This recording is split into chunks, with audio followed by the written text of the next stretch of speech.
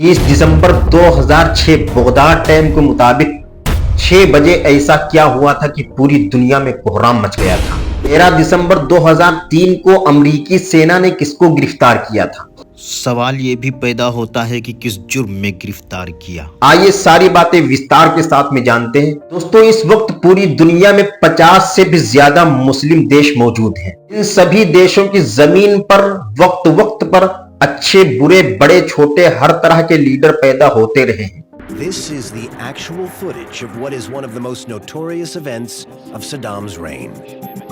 लेकिन अगर बात करें पिछले 50-60 सालों की, तो इस पूरे दौर में जो लीडर सबसे ज्यादा वायरल हुआ है वो कोई और नहीं बल्कि सद्दाम हुसैन है।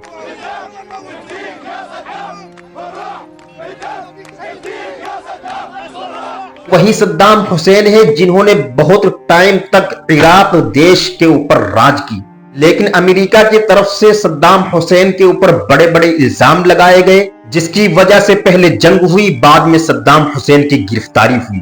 दोस्तों, हैरान कर देने वाली बात तो यह है कि जिस दिन सद्दाम हुसैन की फांसी हुई उस दिन इस्लामी कैलेंडर के हिसाब से जिलहिज्जा की 10 तारीख थी। ये वही तारीख है जिस दिन मुसलमान ईद मनाते हैं, वो भी वो ईद जिस दिन मुसलमानों के यहाँ कुर्बानी दी जाती है। हैरानी की बात तो यह है कि सद्दाम हुसैन की सिंगल ऐसी फांसी है जिसको सोशल मीडिया के ऊपर बहुत ज्यादा वायरल किया गया था। फांसी के पूरे प्रोसेस को उस दौर में हर इंसान अपने मोबाइल या टीवी पे देख रहा था।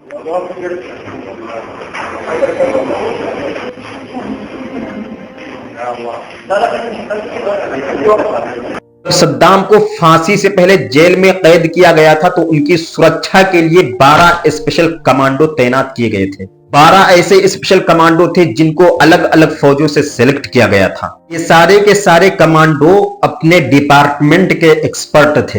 हैरानी की बात तो यह है कि जिन स्पेशल कमांडो को सद्दाम हुसैन की सुरक्षा के लिए रखा गया था वो सारे कमांडो सद्दाम हुसैन के फ्रेंड बन गए थे।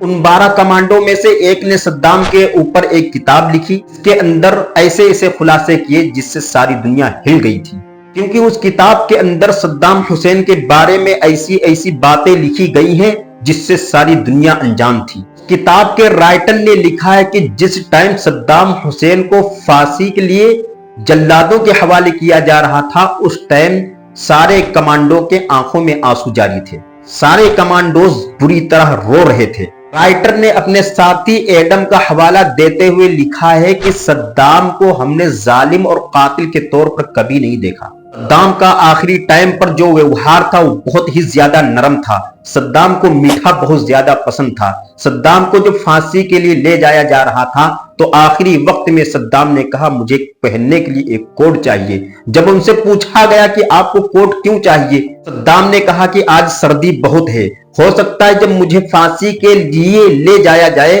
तो कहीं सर्दी की वजह से मेरा जिस्म ना कांपने लगे, जिसको देखकर इराक के लोग ये ना समझे कि मेरा लीडर मौत के डर से कांप रहा है।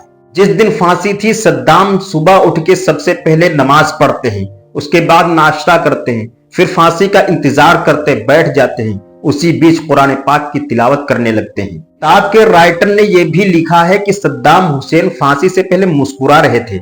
मुस्कुराहट अमेरिकी सैनिकों को भी कंफ्यूज कर रही थी कि फांसी से पहले ऐसे कौन मुस्कुराता है और इतने सुकून से कौन रहता है। 30 दिसंबर 2006 बगदाद टाइम के मुताबिक सुबह 6 बजे सद्दाम हुसैन को फांसी दे दी जाती है।